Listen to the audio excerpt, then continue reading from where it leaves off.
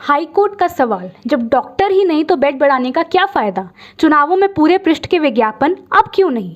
नमस्कार दर्शकों, स्वागत है आपका सच न्यूज नेटवर्क में आज के चर्चित विषय के साथ। हाईकोर्ट ने इलाज के लिए डॉक्टरों की कमी पर सवाल उठाते हुए कहा कि यदि पर्याप्त डॉक्टर व अन्य स्टाफ ही नहीं है तो बेड और वार्ड बढ़ाने का क्या है फायदा।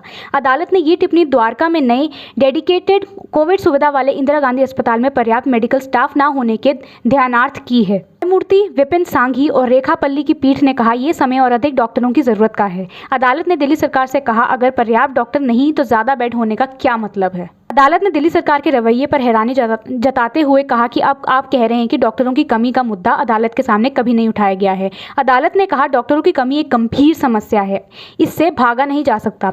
कोर्ट ने कहा कि जब चुनाव आते हैं तो हर अखबारों में पूरे पेज के विज्ञापन देखे जाते हैं, लेकिन अब डॉक्टरों या नर्सिंग स्टाफ के लिए ज़रूरतों के संबंध में अंग्रेजी के प्रमुख दैनिक समाचार पत्रों में कोई विज्ञापन नहीं है।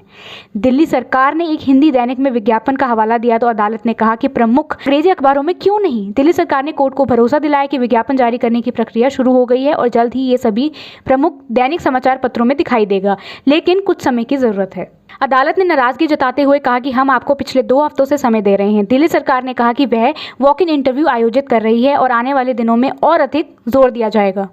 अदालत ने दिल्ली सरकार को निर्देश दिया कि वह उसके सामने ब्यौरा रखे जिसमें नए अस्पताल में 250 बिस्तरों के संचालन के साथ साथ और बिना ऑक्सीजन और आईसीयू और नॉन आईसीयू के बेड का डेटा शामिल हो।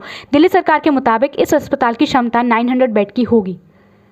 बने रहें इससे जुड़े अपडेट्स के लिए। तब तक मैं कोमल प्रभाकर लेती हूँ आपसे इजाज़त। जय हिंद।